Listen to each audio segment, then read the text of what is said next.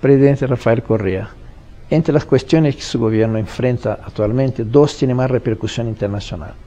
Quisiera que usted explicara a los brasileños de qué se trata el conflicto con Chevron. En primer lugar, mil gracias por esta entrevista. Muy obrigado. Un inmenso abrazo a nuestro querido Brasil. Bueno, los conflictos que va a tener todo gobierno revolucionario que busca la justicia social con estas transnacionales corruptas y corruptoras. Chevron compró en el año 2000-2001 a Texaco, empresa petrolera que trabajó de 1962 a 1990 en Ecuador. Destrozó la selva amazónica, pero no va a poder ocultar eso.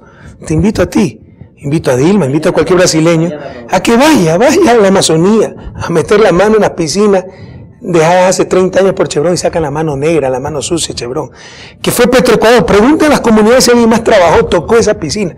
Una gran mentira, no podrá con sus millones, con su prepotencia, ocultar la verdad es demasiado evidente. Entonces, lo denunciaron comunidades indígenas de la Amazonía por esa contaminación. Lamentablemente, y esta es la carta de la que se sirve Chevron, empresa corrupta y corruptora, corrompió a gobiernos anteriores. En 1998 un gobierno entreguista, el de Yamil Maguad, el de la crisis bancaria, firmó diciendo que todo estaba bien.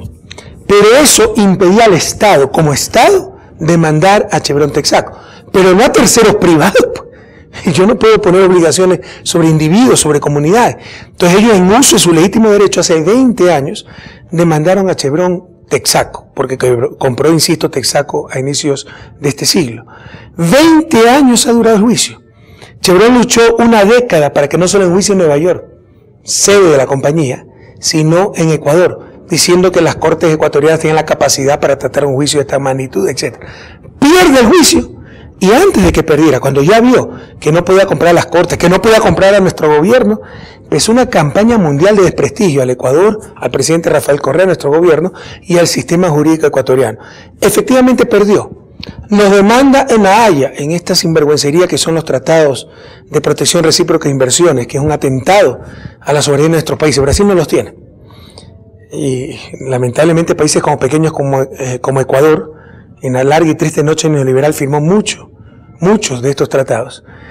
Nos demandan ante La Haya diciendo que somos nosotros, el gobierno, el que tiene que pagar, porque nosotros firmamos en el 98 que todo estaba limpio. No tiene nada que ver lo uno con lo otro. Pero además, Texaco dejó de operar en el 92 en Ecuador. El tratado es de 1997. Nos demandan en el marco de un tratado de protección recíproca de inversiones de 1997. Aplican retroactivamente el tratado. Y el tratado no cubre problema entre privados. Es problema entre Estado y transnacional. Este juicio es un problema entre comunidades indígenas de la Amazonía y transnacional. Pese a eso, como esos centros de arbitraje, todos en favor de las transnacionales, es una de las cosas que tiene que enfrentar América Latina, tiene que enfrentar UNASUR. Se declara competente el tribunal y nos ordena suspender la sentencia.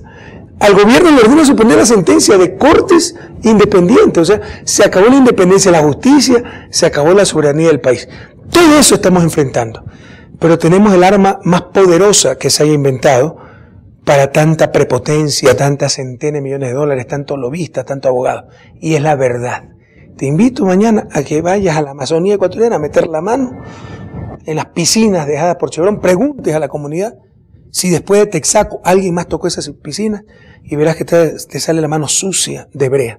Es la mano sucia de Chevron. No podrán ocultar la verdad. El otro tema es Yasuní.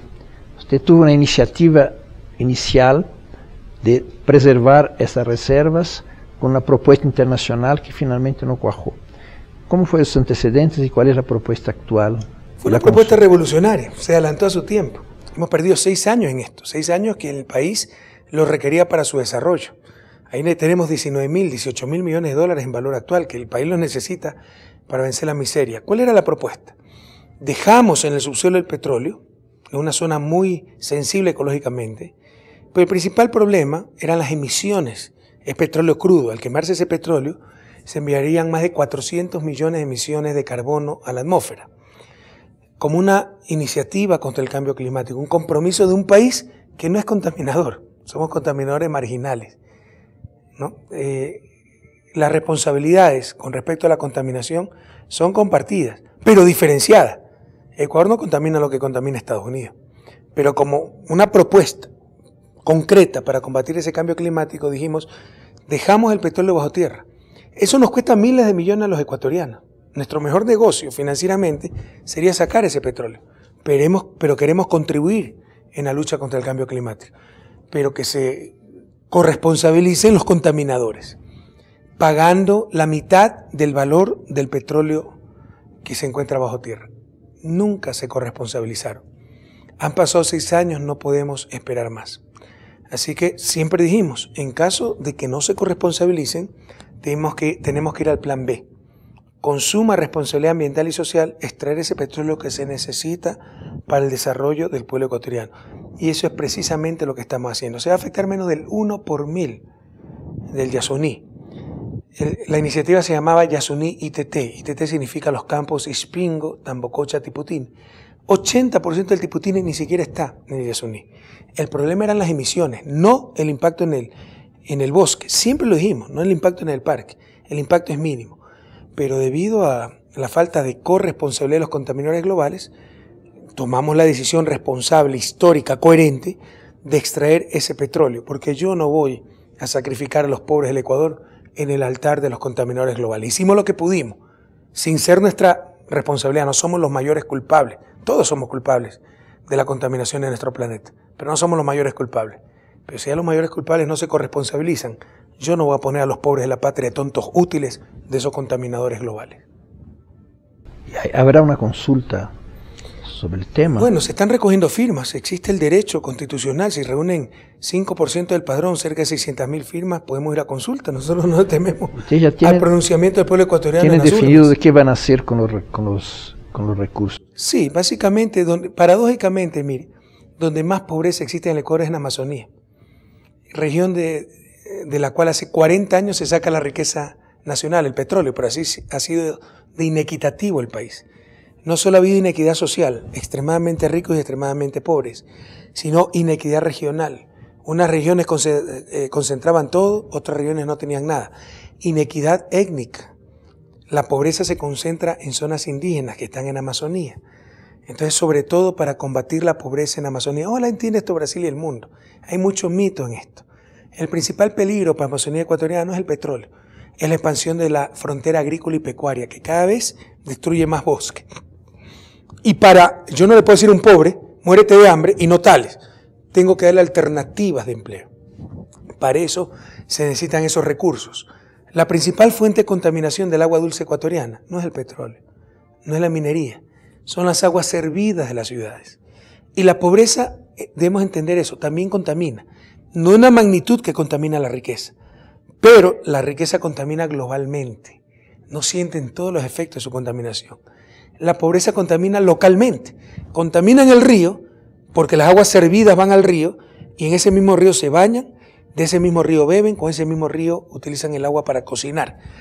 La principal fuente de contaminación del agua dulce ecuatoriana son las aguas servidas de nuestras ciudades. Y para solucionar eso se necesitan miles de millones de dólares. Entonces, paradójicamente, el buen uso de nuestros recursos naturales ayuda a conservar el medio ambiente, no a destruirlo. Y el principal objetivo de los recursos de Yasuní ITT será para combatir la pobreza, sobre todo en Amazonía, y dotar de servicios básicos, fundamentalmente agua potable, alcantarillado y tratamiento de desechos sólidos a toda la población ecuatoriana, para evitar la contaminación. Presidente Correa, ¿cómo están las relaciones con Brasil? Bien, pero creo que se pueden profundizar mucho más. Yo creo que Brasil no conoce lo suficiente a Ecuador. Ecuador conoce mucho a Brasil. Hay muchas empresas ecuatorianas trabajando en Brasil, pero por ejemplo tenemos muchas barreras fitosanitarias para entrar al mercado brasileño. Ahora, no solo nos interesa el plano mercantil, ¿no? Hay la integración que pensamos con países hermanos como Brasil va mucho más allá de lo comercial. Se trata de políticas conjuntas, se trata de la integración integral, que es UNASUR. Entonces creo que las relaciones pasan por un extraordinario momento, pero se puede hacer muchísimo más. Usted tiene un viaje programado para Brasil. ¿Cuál es el carácter de ese viaje? Ya estamos esperando allá. De trabajo, ¿no? Pido disculpas a Dilma porque ojalá no la complique, pero nos invitamos. ¿Y por qué nos invitamos? Porque acá vamos a cumplir prácticamente todos los objetivos del milenio de las Naciones Unidas, que son objetivos mínimos. Eso no debería contentar a nadie. Es lo mínimo que se tiene que hacer. Pero hay un objetivo que tal vez no logremos o con el cual tenemos más dificultad, que es la lucha contra la desnutrición infantil, que debería ubicarse en 20% para el 2015. Nosotros estamos en 23% y estamos bajando apenas 0.2, 0.3% anual. Brasil tiene grandes éxitos en la lucha contra la desnutrición. Nosotros con toda humildad queremos aprender de los que más saben. Entonces queremos ir a ver esa experiencia brasileña. Así que le pido desde ahora disculpas a Dilma por haberme autoinvitado a Brasil, pero es una visita de trabajo, no tiene que preocuparse en absoluto por nosotros, básicamente para estudiar, examinar, aprender de ese tan exitoso programa antidesnutrición que tiene Brasil. Yo me acuerdo su discurso cuando triunfó, hablaba de las noches oscuras del neoliberalismo de la cual se salía y decía que no era más una época de cambio, sino un cambio de época. ¿Qué época nueva es esa en que entramos? Bueno, se acabó la larga y triste noche neoliberal. En muchos gobiernos, países, existen gobiernos progresistas que están aplicando el socialismo del siglo XXI. Pero ¿cuál es el cambio de fondo? Y ahí radica no todo el problema, pero la mayor parte del problema. Es condición necesaria para el desarrollo, no suficiente. Ese es el problema del desarrollo. Hay muchas condiciones necesarias, pero ninguna suficiente. Se necesita ciencia y tecnología, pero eso no es suficiente. Lo pueden aplicar, la pueden utilizar nuestras élites solo para concentrar más ingresos y diferenciarse. Entonces, una condición necesaria, fundamental, es el cambio en la relación de poder. ¿Cómo se explica el subdesarrollo de América Latina? ¿Por qué América del Norte se desarrolló y nosotros no? Si teníamos más recursos naturales, teníamos civilizaciones, aztecas, mayas, incas, ya tenían tribus nómadas, tenían esas civilizaciones tecnología. Ese es el gran enigma, uno de los grandes enigmas del desarrollo. Y las respuestas son complejas, pero parte de esa respuesta es la clase de oligarquía que ha tenido América Latina, excluyente, que ha utilizado los frutos del progreso no para mejorar al resto, sino para diferenciarse del resto. Entonces un verdadero desarrollo pasa necesariamente por cambios en las relaciones de poder. Que el poder pase de esas minorías, de esas élites, de esas oligarquías, de esos poderes fácticos, sociales, mediáticos, financieros, etcétera, a las grandes mayorías. Entonces yo te puedo decir, el verdadero cambio de época, más allá de los avances en carreteras, en servicios sociales, etcétera, consiste en transformar los estados burgueses latinoamericanos en verdaderos estados populares. Consiste en cambiar la relación de poder de unas minorías a las grandes mayorías. Ecuador había tenido creo que 5 presidentes en 5 años o algo así. 7 presidentes en 10 años. En 10 años, bueno. Usted triunfó, el país se ha transformado enormemente, usted fue reelegido, tiene una amplia mayoría en el Congreso. ¿Usted resumiría cuáles son las grandes transformaciones que su gobierno ha logrado realizar hasta ahora en Ecuador? Insisto, la principal transformación es el cambio del poder político, del poder real. De unas élites, aquí lo más intolerable parecía normal. Por ejemplo, que en dólares, nosotros tenemos dolarización, tenemos una moneda extranjera, haya tasas de interés del 20%, pero el salario básico era $150, y si aumentaba $10 el salario básico, los medios de comunicación, Fondo Monetario, las élites te hacían una campaña populista. O sea, lo normal era todo para el capital, nada para el trabajo humano, y eso parecía como normal. Entonces creo que hemos cambiado esas relaciones de poder, hemos puesto al ser humano sobre el capital, al trabajo humano sobre el capital. Pero yo te diría, como lo dije el 24 de mayo, creo que el principal logro de este gobierno ha sido vencer la desesperanza. Yo encontré un país desmoralizado, inmovilizado. Nos habían convencido, esa es una de las estrategias para dominarnos, a través de sus medios de comunicación, etcétera, que los ecuatorianos éramos los más corruptos, los más perezosos, los más mediocres, que no podíamos siquiera tener moneda nacional, que las buenas carreteras eran para Colombia, Perú, Chile. Hoy Colombia, Perú y Chile desean las carreteras ecuatorianas. Hemos vencido la desesperanza, hemos recuperado la autoestima y yo creo que ese es el logro fundamental. Pero además de eso, te insisto, ya en cuestiones reales se ha cambiado la relación de poder. Ya el poder no está en las élites, está el poder en las grandes mayorías. Sin embargo, esto todavía no es irreversible y esa es la lucha, ese es el desafío. La continuidad del dólar como moneda nacional, ¿en qué medida afecta y qué tipo de estrategia de salida? ¿Solo una moneda regional podía ser una vía de salida. Bueno, la dolarización fue un gran error. Lastimosamente se aprovecharon de la ingenuidad de nuestra gente, ¿no? Las élites, para engañarlos, no conocen de economía, de política monetaria. Pero si la dolarización es tan buena, ¿por qué los demás países no dolarizan? Porque la moneda nacional es el principal instrumento de política monetaria. Y la política monetaria y económica, de política económica en general, la política económica no es otra cosa que coordinación social. La moneda nacional es el principal instrumento de coordinación social. Si tú tienes un empresario con máquinas y necesita trabajo humano, y tienes un trabajador con capacidad de manejar esas máquinas, desempleado, y el empresario no tiene ese trabajador, si no hay adecuada política monetaria, hay desempleo, hay subutilización de recursos. Pero con adecuada política monetaria, dándole un crédito a ese empresario, contrata al trabajador y se reactiva la economía. La moneda es el principal instrumento de coordinación social. Y ese instrumento, ingenuamente, estúpidamente, renunció el país. Por supuesto, en economía no hay cosas que sean totalmente malas ni totalmente buenas. Todo tiene beneficio y perjuicio. La dolarización tiene mucho más perjuicio que beneficio, pero tiene beneficio. Te controla la inflación, te disipa incertidumbre, no necesitas reservas. Pero, por ejemplo, pierdes la política monetaria. Entonces eso fue un gravísimo error. La dolarización no es otra cosa que un tipo de cambio fijo extremo. Mira lo que pasa con Europa con esta clase política, no sale su recesión. Entonces haber crecido con dolarización realmente para los que entienden de economía es un gran logro. Entonces alguien dirá, bueno, usted es un incoherente, critica tanto la dolarización, ¿por qué no sale de ella? Porque los costos de salida son inmensos. El problema es el costo de salida, que puede crear un caos social y económico. Y yo creo que una de las pocas alternativas en el mediano plazo para la dolarización es ir hacia monedas regionales, que probablemente por el tamaño de Brasil no lo necesite, pero que países pequeños, economías abiertas como Ecuador, la propia Colombia, Perú, etcétera, Bolivia, sí creo que lo necesitan y creo que necesariamente deben ir a aquello, a monedas regionales en el mediano plazo, y eso puede ser una alternativa para la dolarización. El dólar como moneda ecuatoriana es un obstáculo para ingreso pleno de Ecuador al Mercosur. No, o sea, sí es uno de los peros. Si entiendo bien tu pregunta, sí tendría razón, si la entiendo bien, reflexionar un poquito más. O sea, per se no es un problema, pero como entendemos de economía, ¿no? Precisamente por la dolarización es que hemos tenido que reflexionar muchísimo para entrar a Mercosur.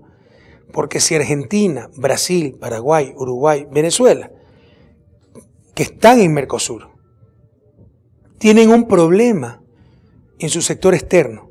Argentina le vende mucho a Uruguay, se deprecia la moneda uruguaya y se equilibra el comercio. Brasil le vende demasiado a Argentina, se deprecia la moneda argentina y se equilibra el comercio. Ecuador no tiene moneda nacional. Entonces, entrando a Mercosur, pierde la única política que le quedaría para equilibrar su sector externo, que es la política comercial. Por eso, por no tener moneda nacional, es que estamos pidiendo a Mercosur mucha flexibilidad y muchas especificidades para el caso ecuatoriano. Y en ese sentido tienes razón, la dolarización ha demorado nuestro ingreso a Mercosur. Usted es economista y se volvió presidente de la República. ¿Qué es lo que usted aprendió de nuevo de economía en la presidencia que no aprendió como economista fuera? Muchísimas cosas. Te pongo solo un ejemplo. Siempre supe como economista, más un especializado en desarrollo, que la infraestructura ayuda al desarrollo.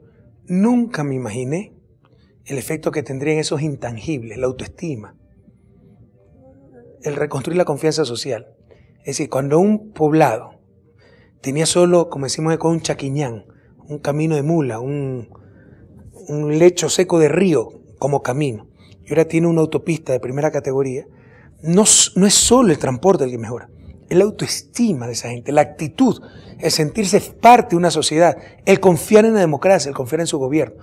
Y eso no te lo decían los libros de texto. Yo he aprendido mucho de economía aquí en el gobierno, cosas que no te dicen los libros de texto y sobre todo intangibles, que fundamentalmente la economía ortodoxa no los toma en cuenta porque no se pueden medir, no se pueden tocar, pero existen. Por ejemplo, esa cohesión social, esa recuperación de la fe en nosotros mismos, esa recuperación de la autoestima social. Y eso es uno de los efectos de la infraestructura, que no se lo aprenden los libros de texto. Para concluir, presidente, ¿cuál es la situación de los ecuatorianos en España? Creo que alcanzaron a ser 700.000, producto casi inmediato de la dolarización, y no sé cuál es la situación actual con la crisis de allá. Tengo entendido que el Estado ecuatoriano ahora tiene representación de los ecuatorianos viviendo afuera, ¿no? A ver, el único éxito en exportaciones en la larga y triste noche neoliberal fue la exportación de seres humanos. Porque dada la crisis de 1999, fruto directo del fundamentalismo neoliberal, aquí no hay dónde perderse. En 1994, en plena noche neoliberal, vienen con su fundamentalismo y dicen, solito el mercado se regula. Así que hay que eliminar los controles del mercado financiero. Y reforman profundamente la ley de instituciones financieras, eliminan los controles, regulaciones bajo el supuesto de que el mercado se autorregulaba. Se autorreguló también que en 1999, 5 años después, quiebran 16 bancos por corruptelas, por falta de reservas, por préstamos vinculados, por plata en el exterior, por utilizar plata de los depositantes para sus edificios de lujo, etcétera, etcétera. Eso quiebra la economía y en pocos años cerca de 2 millones de ecuatorianos huyen por todos los medios del Ecuador. Una verdadera, Ecuador es un país de 15 millones de ecuatorianos ahora. En esa época habrá tenido unos 12 millones. Una verdadera tragedia social. Para mí la mayor tragedia de la historia del país. Es que es fácil hablar de cifras, ¿no? Pero si tú palparas el dolor humano, por ejemplo, niños que se crían sin sus padres, madres que están en España 15 años y nunca han vuelto al país porque están ilegales, nunca han visto a sus hijos. Suicidio infantil, porque había cantones, los cantones son los municipios, donde 60% de los niños se criaban sin sus padres. Se suicidaban niños de 12, 13 años. Fenómenos nunca antes vistos en nuestro país. Entonces, una cosa es hablar de cifras, otra cosa es palpar. Yo no he palpado directamente, pero sí he estado en contacto con esa gente y se nos parte el alma. Bueno, viajaron a España, Italia, no se necesitaba visa en ese entonces, después sí pusieron visa. ¿Y qué pasa? Con la crisis española, esa gente está sufriendo mucho, porque además son unos abusos terribles en esa crisis española. El banco mismo te buscaba para darte el crédito para la casa, porque había exceso de liquidez. Te valoraba tu casa, 500.000 euros. Te daba 550.000 para el coche, los muebles, etc. Se desinfla la burbuja, tu casa ahora vale 200.000 euros. Entrega la casa, pero no se extingue la deuda. Te quedas sin casa y endeudado para toda la vida. Eso es criminal, pues eso es inmoral. El riesgo debe recaer sobre todo sobre el capital. Y en función del poder de capital, todo el riesgo y el costo de la crisis está cayendo sobre las familias, sobre el ser humano. Eso es inmoral. Entonces tenemos miles de ecuatorianos ese problema, los estamos respaldando por todos los medios, pero sobre todo muchos están regresando. Créame que como economista yo sentí una vergüenza enorme del fracaso económico y social del país. Imagínate, o sea, ¿de qué podíamos hablar si la gente huía por todos los medios de su propia patria? Que la inflación baja, que las cuentas fiscales están equilibradas. Para los economistas ortodoxos, para el Fondo Monetario, ese era el éxito de la política económica.